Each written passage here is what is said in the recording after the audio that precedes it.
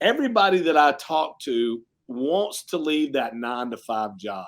They Mm-hmm. want to retire early, and they want to figure out how to do it and how they can get there quickly. Um, you know, I always tell people the most passively way that you can invest, hell, you can send money to Jet Lending and get a 6 to 8% return, because we accept private lenders here, and we'll put that money to work for you very easily. A lot of investors like that model because at the end of the day, it's kind of a fire, fix, and forget. Mm-hmm. They give it to us. They trust us to use that money. And get them a return. I personally have a large sum here at Jet Lending myself because it's given me a pretty good return, far better than you're going to get sitting in any bank account. That's for Oh sure. yeah. Far better, far better. I mean, 6 to 8%. That's pretty good, especially when you don't want to. You don't want to really have to work or do anything to manage that.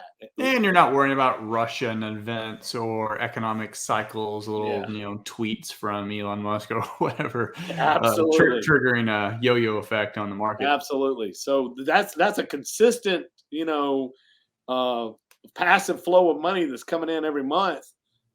If you've got, let's say you've got a self-directed IRA or something like that, we can use those. Um, or you just want to give us cash that's sitting in your bank account. It doesn't matter what the amount is. It doesn't matter, it's not going to be $5,000. You're not going to get much of a return. But at the end of the day, if you've got a pile of cash sitting in a bank account that's not giving you the return you want, or is sitting over at Quest not really doing anything, Mm-hmm.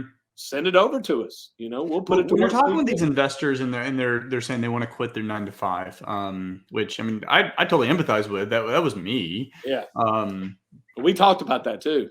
but like, do they go into why? Like for me, from the earliest age I can remember, I was an entrepreneur. I was selling candy to my friends. I was like creating these membership clubs that my friends would be in, and I was selling other things that probably shouldn't be selling at school. So that's been in me. I never expected to have a job. I did, and it worked out great because I made a lot of money, and I learned new skills, and then before I went on full-time real estate.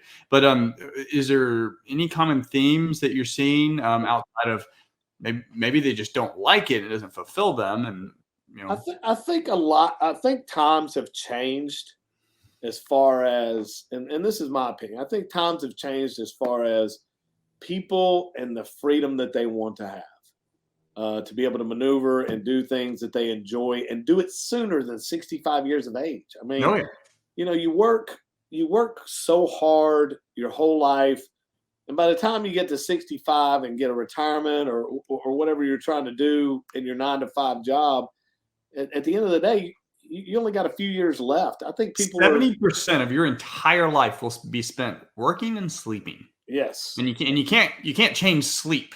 No, you can't take that one away. Hopefully, everybody's getting good sleep. But at the end of the day, I think people are starting to realize that there's pathways to not sit at that job that's draining the life out of them.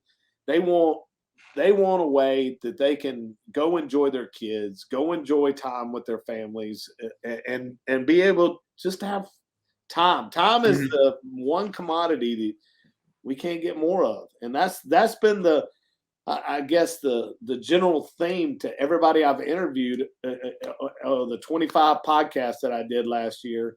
Um, it's time. People want their own time and don't want to give it to somebody else. They want it back in their control. And passively doing that, I mean, you can get long-term rentals. There's an argument, like we said yesterday, for short-term Airbnb rentals. You can you can set those up for fire, fix, and forget if you do everything the right way up front. Um, And there are management companies out there yeah. that manage those and can take the day-to-day away. And then private lending, putting it to work with and have in a vehicle to where somebody else is managing it for you. Yeah. Well, one thing that I've told folks is every dollar that you create that's passive is one less dollar you have to work for. Not that you would quit your job. Some people, a lot of people want to. Maybe it's to get a different job that fulfills them, or maybe it's to do, real estate full time. But for every dollar you create that's passive is one less dollar that you have to actively work for. So one rental property making $100 a month, it's not life changing, but that is $100 less that you have to work for. And then you get another one, and then another one. And then, of course, real estate has multiple components to it, from a tax advantage, appreciation, debt pay down, and all this other sorts. It just comes with adding that every single, like stacking dominoes. You're stacking another one and another one and another one. And then over time, it doesn't take long. It can grow.